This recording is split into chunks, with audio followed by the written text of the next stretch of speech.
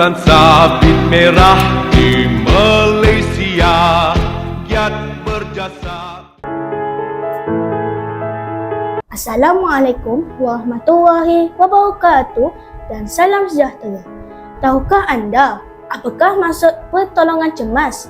Menurut tarifan, pertolongan cemas bermaksud bantuan rawatan awal yang perlu diberikan kepada seseorang yang mengalami kecederaan, kemalangan atau sakit secara mengejut sebelum ketibaan ambulans atau pegawai perubatan. Kenapa kita perlu melakukan rawatan awal?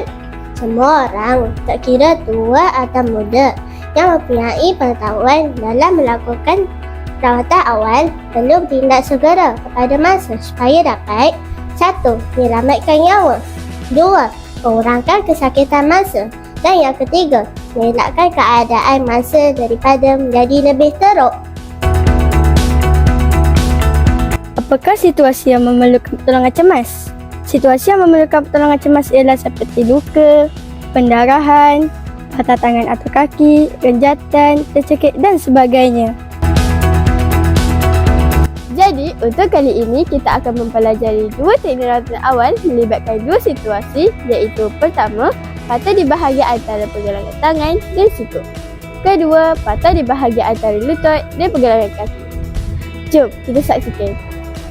Dalam situasi pertama ini, mangsa mengalami patah tulang di bahagian antara pergelangan tangan dan siku. Langkah pertama yang harus dilakukan ialah bantu mangsa untuk duduk dalam keadaan yang selesa dan pastikan persekitaran selamat.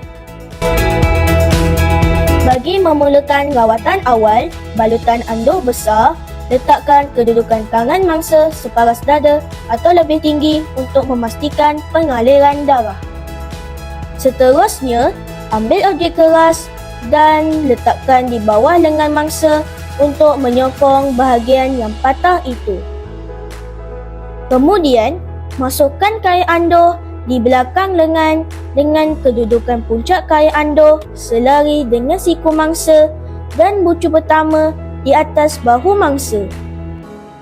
Seterusnya, naikkan bucu kedua, kain anduh ke atas bahu satu lagi dan buat ikatan buku sila antara bucu satu dan bucu dua di belakang bahu mangsa. Pastikan ikatan kukuh dan kemas.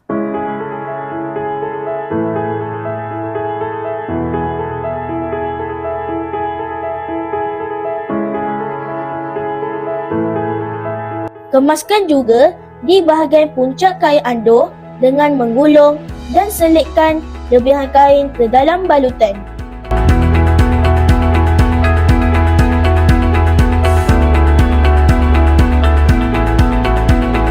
Pastikan hujung jari mangsa dapat dilihat untuk memastikan aliran darah berlaku.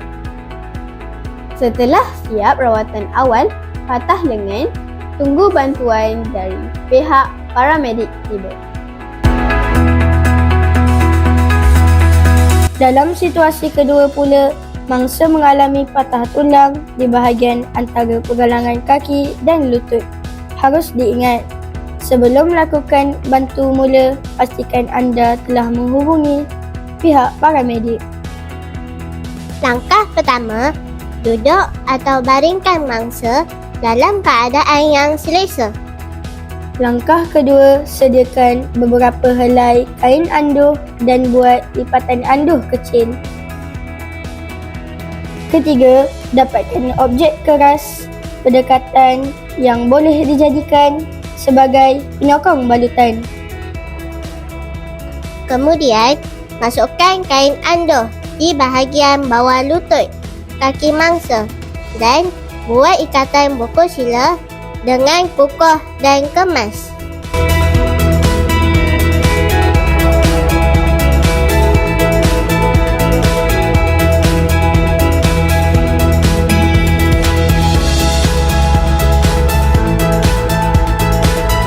Ulang langkah ini untuk kain anduh yang seterusnya sehingga balutan sampai ke bahagian pergelangan kaki mangsa.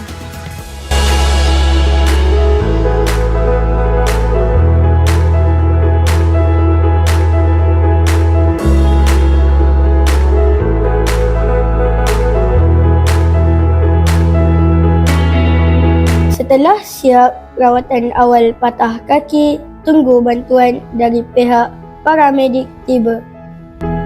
Semoga dengan perkongsian ini akan dapat memberi manfaat kepada semua. Jumpa lagi.